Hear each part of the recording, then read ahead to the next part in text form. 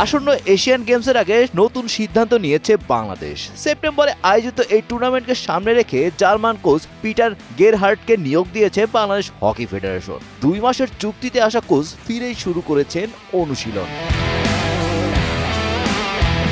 সম্পূর্ণ ভিন্নভাবে চলবে এবারের কোচিং। খেলোয়াড়দের মানসিক দক্ষতা বৃদ্ধির জন্য বিশেষ সেমিনারের পর মাঠের কঠোর অনুশীলন শুরু হবে।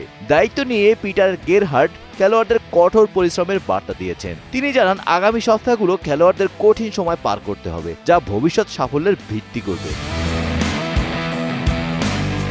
পিটারের সঙ্গে 5 সদস্যের শক্তিশালী এই কোচিং প্যানেলে আরও রয়েছেন অলিভার কার্স, সাবেক German coach Paul Lisek, trainer Matthews ও ভিডিও অ্যানালিস্ট আকিম মেন্ট্রোস। প্রাথমিক স্কোয়াড থেকে যাচাই বাছাই করে 20 সদস্যের মূল দল চূড়ান্ত করা হবে। এরপর 10 আগস্ট 1 মাসের কন্ডিশনিং ক্যাম্প ও প্রস্তুতি ম্যাচ খেলতে পুরো দল জার্মানির উদ্দেশ্যে রওনা হবে।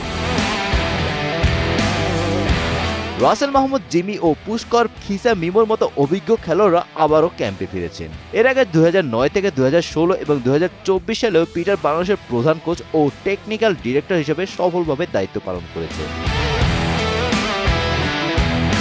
Golam Rabbani, Times today.